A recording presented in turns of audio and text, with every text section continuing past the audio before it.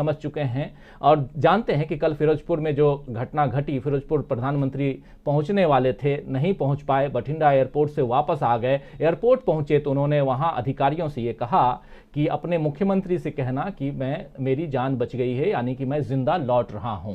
अपने आप में बहुत बड़ी बात है। इसके बाद जो चीजें हुई हैं, जो डेवलपमेंट है, आप तमाम साथी बहुत अच्छी तरह से जान रहे हैं, समझ रहे हैं। लेकिन क्या एक प्रधानमंत्री अगर ऐसा कहते हैं, जिनका कि बिल्कुल मिनट टू मिनट कार्यक्रम होता है, कल के इस मिनट टू मिनट कार्यक्रम को जरा मैं चाहता हूं कि स्क्रीन पर लेकर आइए, दिखाइए कि मिनट टू मिनट कार्यक्रम कल का क्या था प्रधानमंत्री नरेंद्र मोदी का।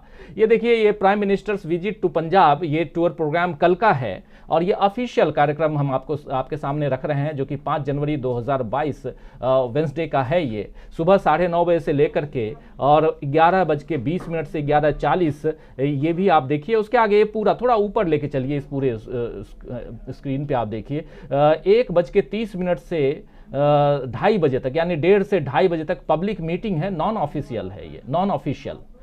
ये जो चीज़ें हैं बहुत अच्छी तरह से बताएंगे विजय शंकर सिंह जी कि क्या कुछ कैसे क्या होता है, हम लोग जरा समझेंगे उनसे, और उनके साथ साथ ये भी दीपक शर्मा जी से भी समझने की कोशिश करेंगे कि आखिर ये जो मामला है, इससे अगर कहा जा रहा है, अगर ये समझाया जा रहा है कि यहाँ साजिश रची गई थी, तो क्या ऐसी साजिशें रची जा सकती हैं। लेकिन आप दोनों के पास आऊं उससे पहले डॉक्टर राकेश पाठक जी, एक पत्रकार के तरफ से मैं आपसे पहला कमेंट सुनना चाहूंगा, समझना चाहूंगा कि इस पूरे घटनाक्रम पर आप इसे किस रूप में देखते हैं, जो राजनीति हो रही है उसे किस रूप में देखते हैं। देखिए राजीव जी, निश्चित तौर पर राजनीतिक दलों का काम है राजनीति करना, और जब जिस पार्टी को अवसर मिलता है और खास तौर से चुनाव के मौके जब होते हैं, तब राजनीतिक दल इस तरह के प्रपंच रचते हैं। मुझे एक घटना बहुत साल पहले की, ग्वालियर में अटल बिहारी वाजपेयी का चुनाव था, तो उस वक्त भारतीय जनता पार्टी के जिलाध्यक्ष थे, उन्होंने अटल जी की एक सभा होने वाली थी, उसमें एक बम की अफवाह उड़ा दी गई थी और बम के नाम पर कुछ नहीं, कागजों का एक पुलिंदा जैसा निकला था, कुछ भी नहीं हुआ था और बड़ी लेदर हुई थी उसको लेकर। साल पुरानी बात है। अगर हम कल की घटना को देखें, माननीय प्रधानमंत्री के रूट पर जो कुछ हुआ, नंबर एक, वे देश के प्रधानमंत्री हैं, भले वे स्वयं को अब तक सिर्फ भारतीय जनता पार्टी या अपने अनुयायियों अनुचरों का प्रधानमंत्री ही मानते हों, लेकिन एक साधारण नागरिक और मतदाता के नाते उन्हें देश का प्रधानमंत्री मानता हूं। वे चुने हुए प्रधानमंत्री हैं, उनकी सुरक्षा राष्ट्र का सबसे प्रथम, सुरक्षा एजेंसियां उन सब का सबसे प्रथम दायित्व है।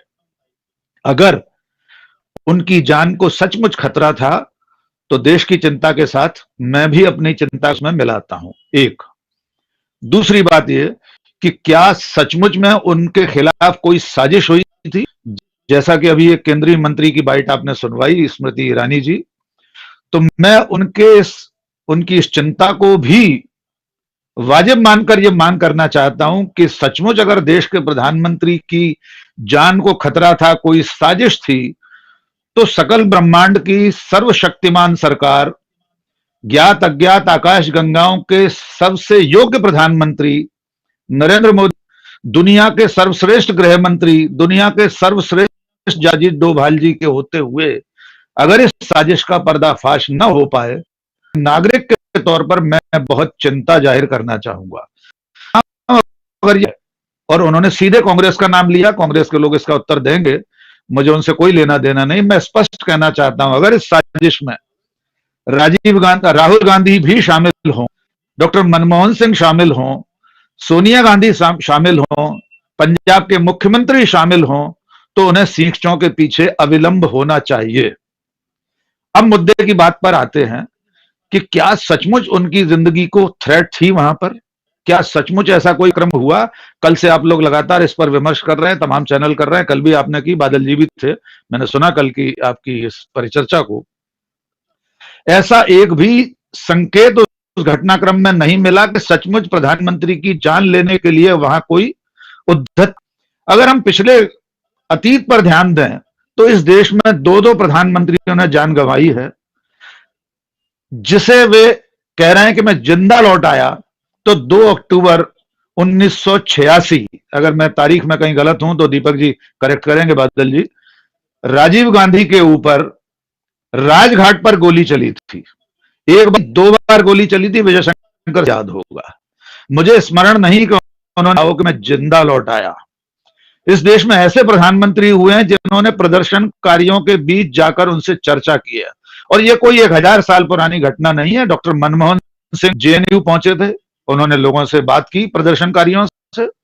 उनके ऊपर गुजरात में, अहमदाबाद में जूता फेंका गया था सीने लक्ष्य करके। उन्होंने नहीं कहा कि मैं गुजरात से जिंदा लौट आया। तब गुजरात में माननीय नरेंद्र मोदी जी मुख्यमंत्री थे। इंदिरा गांधी जेएनयू के दरवाजे पर पहुंचती हैं, छात्र उन्हें घेर लेते हैं, वे समस्या, और वे कार से उतरकर खड़े होकर अपने ही विरुद्ध ज्ञापन सुनती हैं।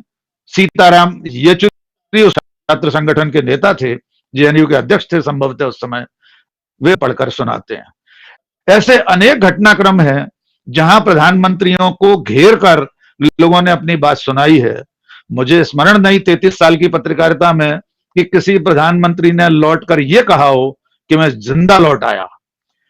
अब सुरक्षा एजेंसियों की भूमिका पर बहुत संक्षेप में बात करूंगा, विस्तार से हम लोग विजय जी से सुनेंगे। चंद्रशेखर जब प्रधानमंत्री थे तब बिहार की एक घटना है। वे जाना चाहते थे हेलीकॉप्टर से, चॉपर से। तत्कालीन वायुसेना अध्यक्ष तक से उन्होंने संपर्क साधा था, लेकिन जो सुरक्षा एजेंसियां इसकी जिम्मेदार होती हैं, उन्होंने इनकार कर दिया था कि यह मौसम इस लायक नहीं है कि देश के प्रधानमंत्री को चॉपर में ले जाया जाए। मेरा सीधा सवाल यह है कि जिस एसपीजी की जिम्मेदारी प्रधानमंत्री की सुरक्षा है, क्या उसने अपने सारे कायदे कानून, ब्लू बुक के मुताबिक यह निर्णय लिया? मैं अभी सामान्य चर्चा में बता रहा था कि ग्वालियर में ज्योतिरादित्य सिंधिया के लिए रूट लगने लगा है आजकल। मैं भोपाल में हूं इस वक्त, मध्य प्रदेश के मुख्यमंत्री शिवराज सिंह चौहान लगता है दिन में, और हर प्रदेश की राजधानी में मुख्यमंत्री के लिए रूट लगता है। तो क्या देश के सबसे ज्यादा खतरे वाले सर्वोच्च नागरिक, देश के प्रधानमंत्री का रूट बदलने के लिए उस कोई एलआईबी ने सूचना नहीं दी? एक साधारण सिपाही फोन करके बता सकता था यहां किसान बैठे हुए हैं, इस रूट पर नहीं लाया जाए माननीय प्रधानमंत्री को। देश की सीमा से हमारा जो शत्रु राष्ट्र है, यद्यपि वो मित्र राष्ट्र है पाकिस्तान, लेकिन जो दिन रात बड़ा आराध्य है भारतीय जनता पार्टी और बीजेपी का पाकिस्तान, आराध्य ही कहूंगा क्योंकि उसके बिना उनका काम नहीं चलता, ऐसे देश की सीमा से लगे हुई और जिसकी 50 किलोमीटर की सीमा सुरक्षा बल के अंतर्गत, तो इसी मोदी सरकार ने अभी कानून में परिवर्तन किया है। जो एसपीजी का कानून 1988 में बना और 2018-19 में उसमें संशोधन हुए हैं, क्या देश के किसी प्रधानमंत्री का काफिला उस एसपीजी कानून के तहत, ब्लू बुक के तहत, इस तरह उसके रूट को बदला जा सकता है? चप्पे चप्पे पर सिपाही तैनात होते हैं, हर 20 फुट, हर 10-20 कदम पर, और ऐसे मार्ग पर ले जाना जहां पहले से लोग बैठे हुए हैं। घोषित विरोध है किसानों का, पंजाब के लोगों का, कोई अनायास नहीं है, वे शुरू से कह रहे थे हम प्रधानमंत्री का विरोध करेंगे। तो मैं सारे घटनाक्रम को यह मानकर चलता हूं कि रामसे ब्रदर्स की जो हॉरर फिल्मों की, सी ग्रेड फिल्मों की पटकथा होती थी, उससे भी कमजोर पटकथा है। थोड़ा और मेहनत करना चाहिए प्रधानमंत्री जी को। अंतिम बात में अभी इस पहले कमेंट के साथ यहां विराम देना चाहूंगा, क्या सचमुच प्रधानमंत्री ने यह कहा है कि मैं जिंदा लौट आया हूं? यह किस सूत्र ने जानकारी दी? और अगर प्रधानमंत्री पोर्ट पर मौजूद स्थानीय पुलिस अधिकारियों या एयरपोर्ट अधिकारियों से यह कहा है कि मैं जिंदा लौट आया, तो कृपया उस बयान पर भी भरोसा कर लीजिए कि उन्होंने एक राज्य के राज्यपाल से कहा था, क्या मेरे लिए मरे थे? फिलहाल यहीं विराम लूंगा, अगले प्रश्न पर फिर बात